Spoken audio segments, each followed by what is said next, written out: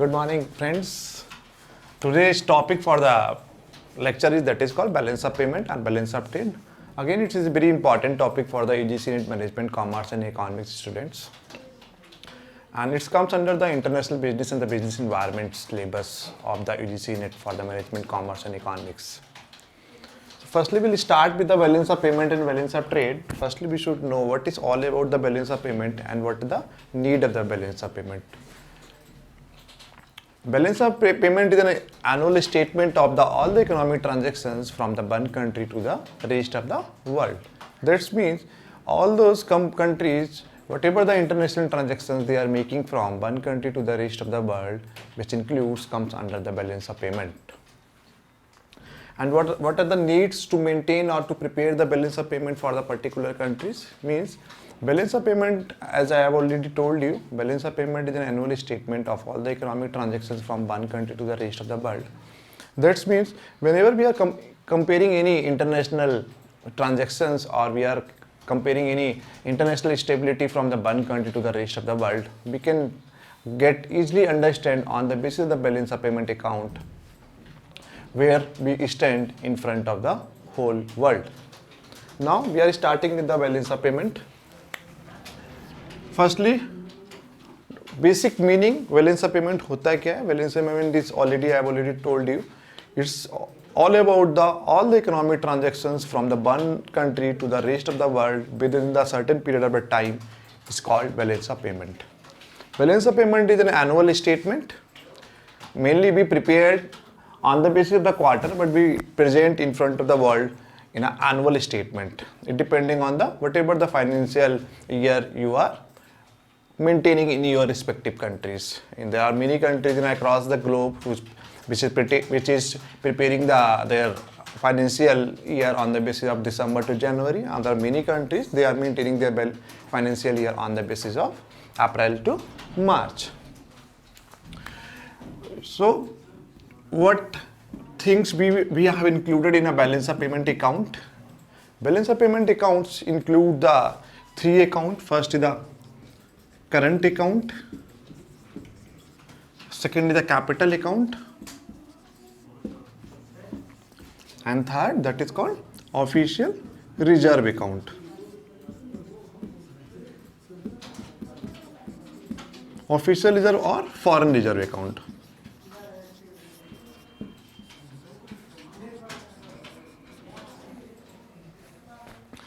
In the current account, we includes only the product and services, and whatever the export and import we are doing for the product and services comes under the current accounts.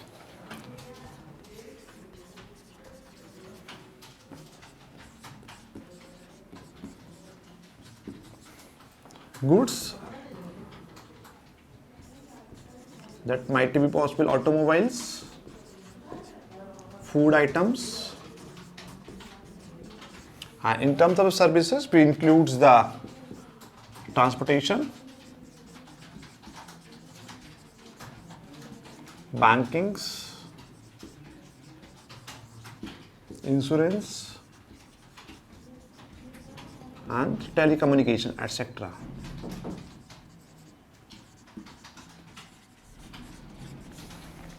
That means in a current accounts we include the export and imports of the product and services. Product means whatever the tangible product we are having and whatever tangible product we are exporting from one country to the rest of the world, they'll come under the current account. And services as well, as there are, as we know, India is a service sector countries and around more than the 65% contribution in the GDP coming from the service sector. So service sector plays a very crucial role to development of the Indian economy. Second is the capital account. In the capital accounts,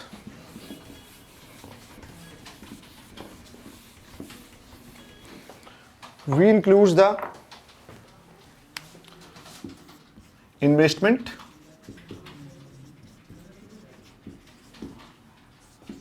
banking capitals,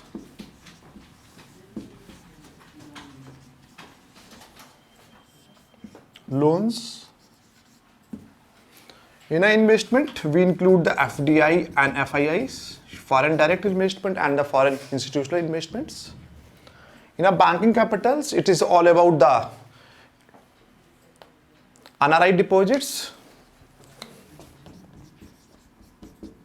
and in the loans, commercial borrowings,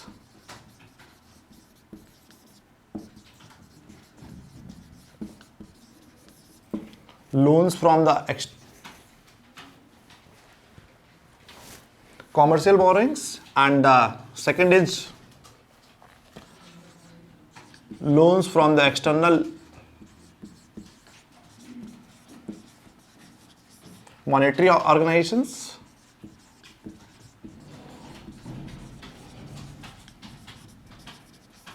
like IMF and World Bank. There are many international monetary organizations in the world. They provided the loans to the some concerned countries whenever they are requiring any money. Means if we are taking any loans, if we are granting any loans to any countries, all the loans and all the grants will come under the capital account, comes under the balance of payment. Investment is all about the FDIs and FIIs, foreign direct investment and the foreign institutional investment. We'll discuss this particular topic in a separate videos. FDI is in a basic terminologies. Whatever the investment we are getting from the across the globe in our respective countries, that's come under the foreign direct investment. Means any country, any company which belongs to the outside of the world, like Apple or Samsung, they belong to some different countries. If they are starting there any plant, they are starting there any production facilities within the country premises, within the Indian geographical areas, that is called FDI. Banking capital, that is called NRI deposits. All those persons who belong to the India and they are working in the outside of the countries, and whatever the money they are investing in India, that is called NRI deposits. Commercial borrowings, whatever the borrowings we are taking from the across the globe, that's come under the commercial borrowings. And the loans, I already told you, whatever the loans we are getting from the International Monetary Fund or the World Bank, or there are some other monetary institutions like Asian Development Bank and some other European development banks, they comes under the capital accounts. Third, that is called official reserve account. In our official reserve accounts, we mainly include the gold and the foreign reserve. So means that is, if our current account and the capital account is in a surplus, so automatically your official reserve account will be in a surplus, because in the official reserve account we mainly includes only the gold and the foreign reserve, forex, that is called foreign exchange. Now next topic, what are the main features of the balance of payment account? First, balance of payment is the annual statement of all the economic transactions from one country to the rest of the world. Second, it related to the period of times. Normally we maintain the 4 times in a year and we represent the annual statement in front of the world. Second, it is a double entry bookkeeping system. Whatever the entry we will make, whatever the entry we will includes in a balance of payment account, that will be impact on the dual side, credit side and the debit side. Now, what are the imbalances of the balance of payment account? Imbalances in a POP account. First, if debit exceeds the credit,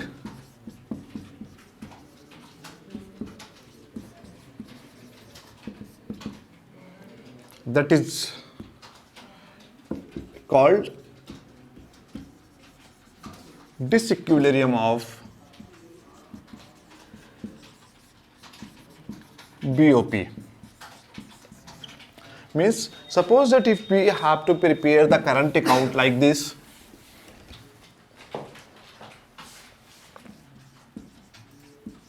how we make the current account? In a current account, we maintain the one is the debit side, other is the credit side. I have already told you that all the entries in a balance of payment impacts on the dual side. First, That is called debit side and the credit side. What will be come under the debit side and what will be come in the credit side? Whatever the import we are doing, whatever the product we are importing from the rest of the world, from the whole world, those come under the debit side. Because if we are importing most of the products, means we have to make the payment, and as we know, whenever we are doing any international transactions or we are importing any goods from US or China or some South African countries, we have to make the payment in their own respective currencies. If we are making more import in our country, that is called requiring the more foreign currencies. If we are requiring the more foreign currencies, automatically, as we'll discuss these issues, how the currency is appreciated or depreciated, it totally depending on the demand and supply of the currencies. And whatever the export we are doing, that will come under the credit side. Now, what are the causes or what is the reason behind the imbalances of the current account? If the debit exceed the credit,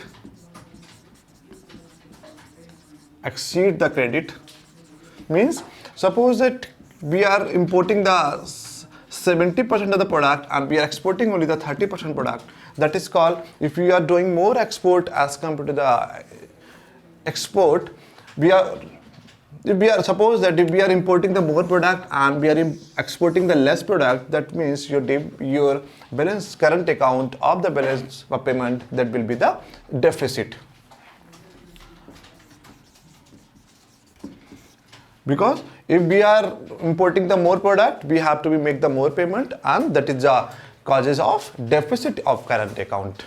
In other side, if we are exporting the more product in and we are importing the very less product, that is called current account is surplus.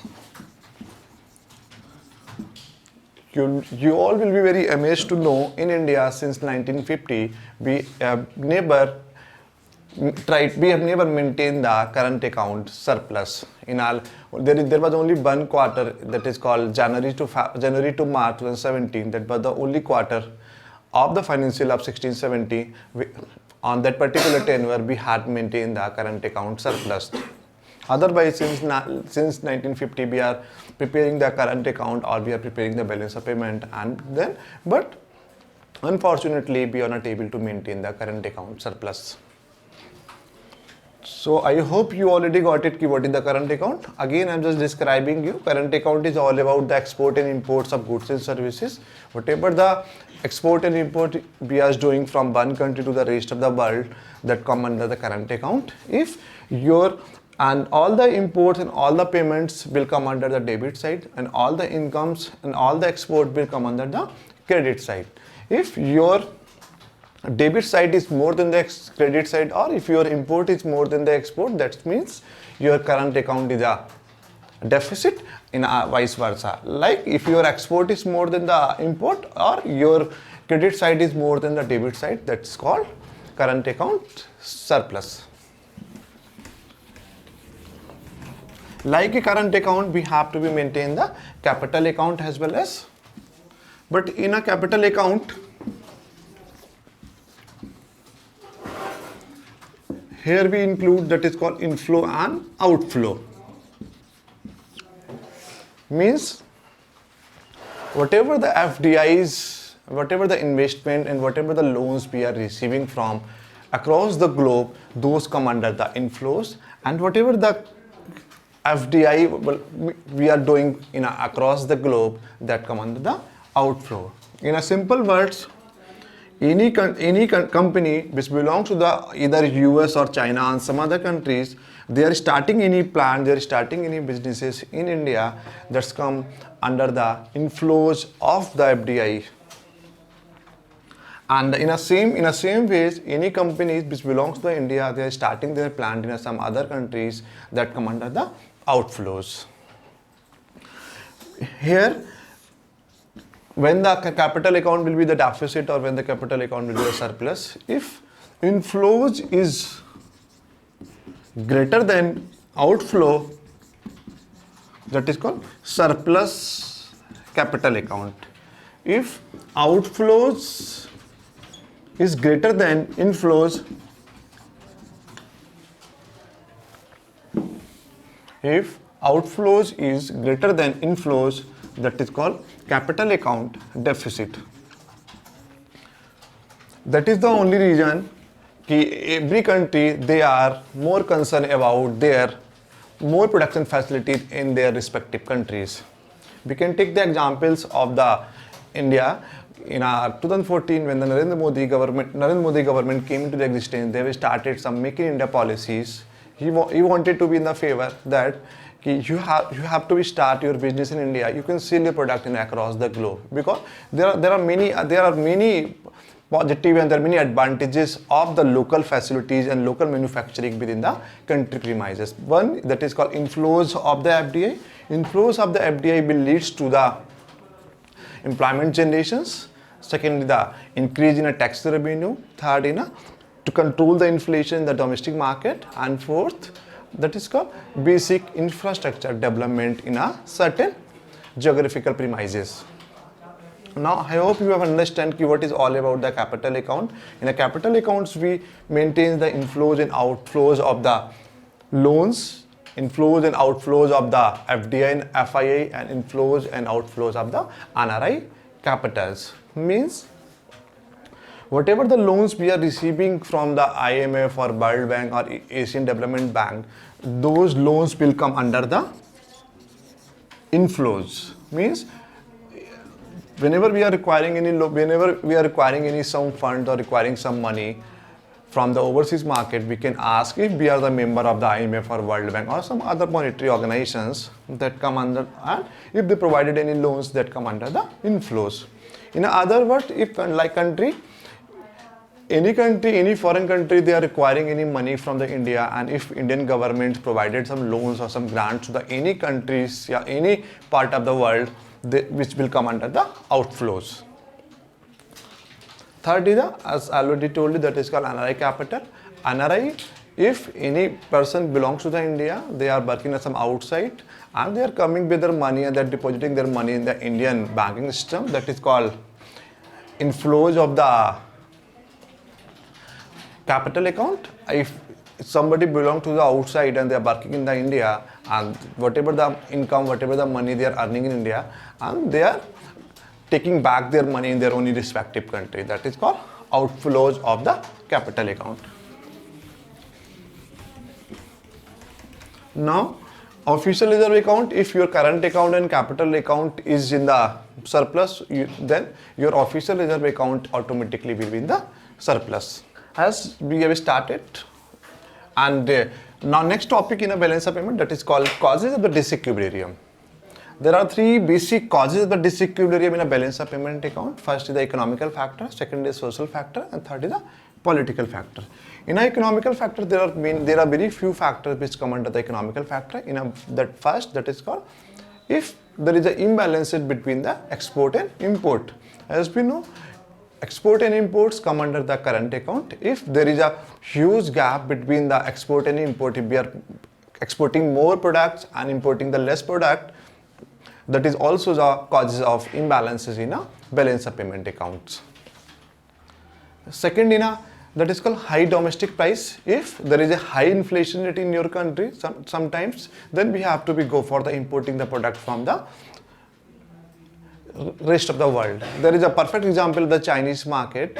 The main reason behind the importing the more product from the China, that is called because they are selling the product at a very cheaper rate, and we are not able to produce those products in India at a cheaper rate as compared to the China. Not in all, China is the only example. There are many examples of many products and services within the India. We have to import the product just because of the high domestic prices of those particular products and services in India. Then we have to go for the importing of those products and services. Third, that is called new sources of a supply or the new substitute products. Means suppose that we are importing the markers, or we are importing the any product from the any part of the world, and then suppose that we are requiring the demand of the 100 product, and we are importing the 40% of the particular product from the rest of the world, and we are able to maintain the 60% of particular demand a particular product from the Indian domestic product. If suppose that we have started the more manufacturing and we have started the new source of supply of particular product and services, or we find out the some substitute product of that particular product and services, then we don't need to go for the importing of those product and services. Third, that is called high inflation rate. High inflation rate I've already told. A high inflation rate or the high domestic price, both are the same thing. If we are not able to maintain the inflation rate in their own concerned economies, then we have to go for the importing of the product and services to fulfill the demand of the local public. Second is the social factor. In a social factors, we include the population growth,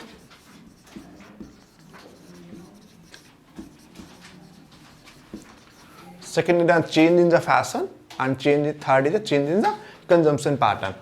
Social, how the population growth impact the balance of payment account means, if your population growth is higher in your country, then we have to, if high population in your country, then we are requiring the more product. If your local manufacturing, your local product are not able to meet out the demand and supply of your local country, then we have to go importing of the product and services. If your population growth is a negative as compared to your industrial growth, then we don't need to go for the importing of the product. Then we may increase our export, because we are able to produce the more product within the country premises, and the product which you are making, and they are able to meet out your local needs and demand of the country. Even though you are having some excess amount of the inventory with you, then what you can do, you can export those particular product and services to the rest of the world, and you can earn very good amount of the money, which will lead to the increase in the foreign reserve as well as. Second is the change in the fashion. Change in the fashion is also one of the important factors for the importing the product from the across the globe. Sometimes, as we know, in a 21st century, change in the fashion is one of the important factors, and it is very rapidly changing day by day. Yeah, if you are not able to maintain, you are not able to meet out with the change in the fashions, your countries have to go for the importing of the product to meet out the local needs of the product and services within the country premises. Third is the change in the consumption pattern. As we know, since the last 20-25 years, our consumption patterns have been changed drastically. In earlier, we were not more concerned about the luxurious things, or we were not more concerned about the shopping behavior. But nowadays, since last 20-25 years, our shopping behavior and our consumption patterns have been changed. Now we are more concerned about the luxurious items. So if your countries are not able to maintain those particular product, or not able to manufacturing the product and services within your geographical regions, then we have to go for the importing of the product. That is also leads to the increase in the imbalances of the balance of payment account. Third is again one of the important factors, reason behind the causes of the disequilibrium in a balance of payment account. Here we'll include the political instabilities and the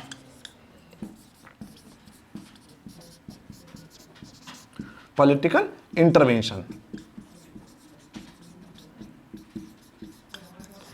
Political instability and political intervention is also one of the important factors behind the imbalances or causes of the disequilibrium of balance of payment account.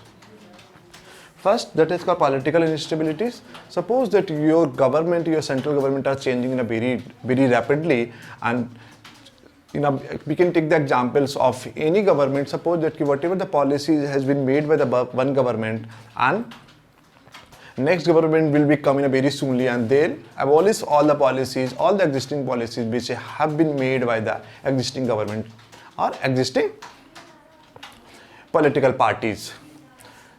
In this way, or in this type of the countries, no foreign countries will come to your place. There will be very less chances of the inflows of the FDI in your countries.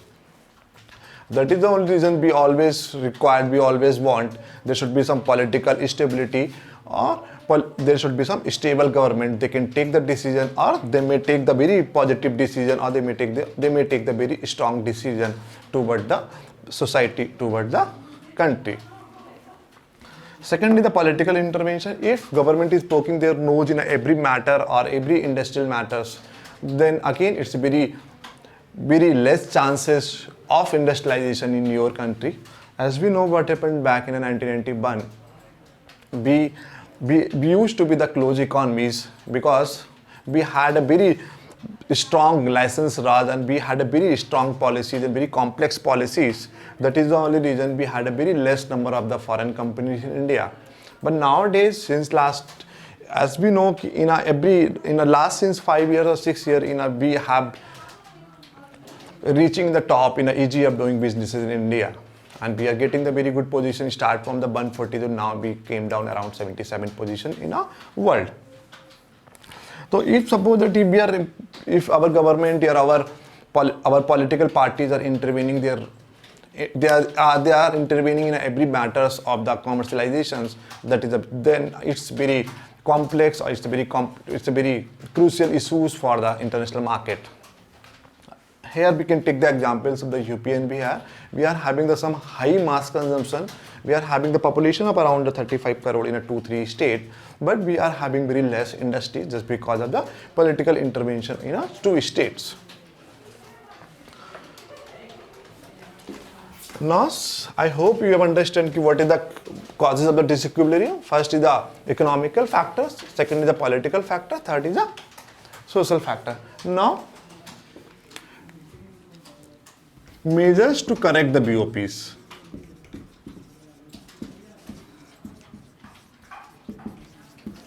Measures to correct the BOP means what type of the measures, what type of the steps they have to be taken to correct the balance of payment account.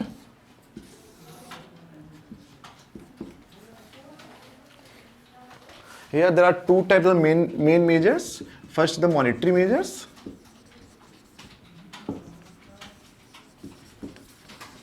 Second is the non-monetary measures.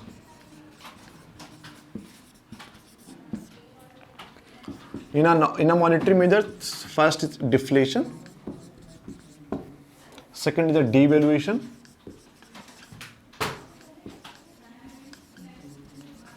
Third, increase or decrease in direct and indirect taxes. Increase or decrease in direct taxes or indirect taxes. And fourth point, that is called exchange control. Now, firstly, we'll start with the monetary measures only. Monetary measures will include the 4 points, that is called deflation. Second is the devaluation.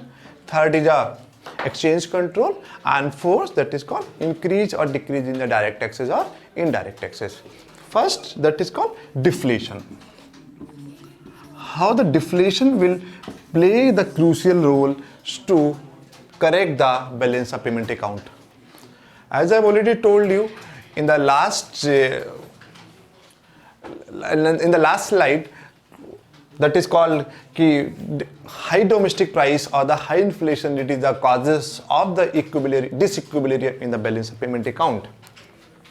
And how the deflation will play the role to measure the correct the BOP. Suppose that your countries are facing the high inflation rate in their domestic price, in their domestic countries. Now, what government of the countries and what the central bank of the countries, what they can do, they can deflate, they can create the deflationary situation in their domestic market, which will lead to the increase the export or decrease the import. Here we can take the examples of any product and services. Suppose that you are getting the product in your country at a cheaper rate, then we should not go for the importing of any product and services. That might lead to the current account surplus. Second is the devaluation. How the devaluation can lead to the balance of payment account here. How the devaluation can improve the balance of payment accounts. before starting how the devaluation can impact the balance of payment account, firstly we should know what is the devaluation. Devaluation relate with the currencies or foreign exchange rate. Foreign exchange, in a short form we can write the forex. There are two common terminologies we use in a foreign exchange. First is the depreciation, second is the devaluation. But there is a minor differences between the devaluation and the depreciation. Depreciation is all about the external factors or depending on the some market forces. But in terms of the devaluation all about the government interventions. But both are leads with the currency depreciation. Like suppose that what is the currency depreciation? Suppose that $1 is equal to 50 INR. It's the normal prices. If in terms of the India, if it goes to up to the $1 is equal to 60 rupees, that is called depreciation. But why countries devalue their currencies to maintain the balance of payment accounts, which I'll tell you on later on stage. I hope you understand what is all about the currency depreciation. Normal price, that is called $1 is equal to 50 INR, that is called normal price. If it leads to the $1 is equal to 60 rupees, that is called currency depreciation. If it leads to the $1 is equal to 40 rupees, that is called currency appreciation with reference to the Indian currencies. But now I have just told you how the devaluation will impact the balance of payment account. In terms of the devaluation is all about when the government deliberately decrease the prices of their currencies with reference to the foreign currencies is called the devaluation. As I'll tell you, in terms of the depreciation, you'll get the less amount in export and your importing of the product again will be the costlier as well. But if you are getting the costly product in your country, means foreign countries who is exporting their product from their own domestic territories to the Indian territories, they are getting more benefits for the export. If we are, suppose that due to the excess of the export, sometimes it is also increase the inflationary situation in the domestic market. Because suppose that there is a demand of the 100 product in your country and you are just able to maintain the 100 product, means your supply and demand is all about the fulfill, means you are able to maintain the 100 product, you are able to manufacture the 100 product in India, and your demand of the local countries, that is called again the 100 product. Here what you do, here your exporters, what does, they export the 50% of the local manufacturing of the product to the foreign countries. Now what will be done? Now supply will be less, demand will be high. It's a common economical phenomena. Your automatically inflation will be increased. If we are doing if we have devalued own currencies, that means you'll get the very less amount of the money in a export. Then if you are getting the very less amount of the money in export, then we should not go for the export. If we are not able to, if we are not going for the export, means then what you will do with your manufacturing, what you will do with your domestic product, you have to be sell your product within the geographical territories of the countries. Which again, if we are selling your product within the geographical territories of the countries, that means your supply and demand will be the match. Third, increase in the direct taxes or increase in the indirect taxes. It's very economical, it's very common phenomena of the international trade. Suppose that you just want to provoke or you just want to increase the export and import of the concern of some certain product and services, you can increase or decrease the direct taxes or the indirect taxes of particular product and services. Suppose that if you just want to be very less amount of the export in a certain product, you can increase the high tariff barriers, high taxes on particular product and services. Then anybody will not be import those products. in other side, if you just want to be increase some export of certain product and services which you are actually manufacturing in your domestic countries, but your country doesn't have any demand in the local market, then what you will do, then you just because of the increase in the export, what you can do, you can reduce the tariff barriers on the export. If exporters are getting the very less taxes, then what they can do, they can go for the more export in the international markets. Increase in the direct taxes or increase in the indirect taxes, it's a very common phenomena, or it's a very economical phenomena to control the balance of payment account. Last, that is called exchange control. Exchange control is all about the foreign exchange control. If your currency is very stable and your currency is not very flexible in the international market, and there is a very less impact of the international activities on your currency, it's automatically your balance of payment will be maintained. Now, other is the non-monetary measures. In the non-monetary measures, there are only just two factors which is very important in the non-monetary measures. First is the quota. We can impose the high quotas. We can impose the high quotas on the particular product and services which is actually don't want in your respective country. You can put some certain quota on the basis of the quantity, on the basis of the qualities, or on the basis of anything. Second is the non-tariff barrier. There are two types of barriers we are imposing in international trade. First is the tariff barrier, other is the non-tariff barrier. Tariff barrier is all about the direct taxes or indirect taxes which we are imposing in a quantity terms. And whatever the barriers we are imposing in terms of the qualitative measure, that is called non-tariff barriers. If existence of the non-tariff barriers will increase, which can lead to the control the export and import within the country premises.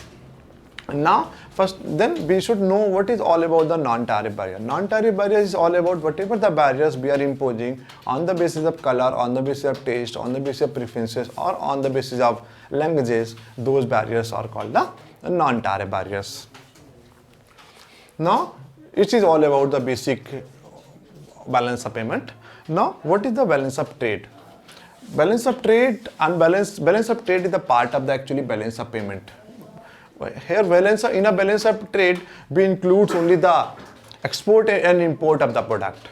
Here, I have already told you, in a balance of trade, we includes in a balance of payment, we include the product and services. We also include the unilateral transfer. We include the unauthorized deposit, FDI, FIIs, and some other commercial borrowings and market borrowings in a balance of payment account also. But balance of trade is an annual statement of all the economic transactions. If we are talking about all the economic transactions, that is not means all the economic transactions. That is means whatever the export and imports of product we are doing from one country to the rest of the world, that's come under the balance of trade account. Balance of balance of trade is works just like a balance of payment account, but is a very minor part of the balance of payment account. Thank you.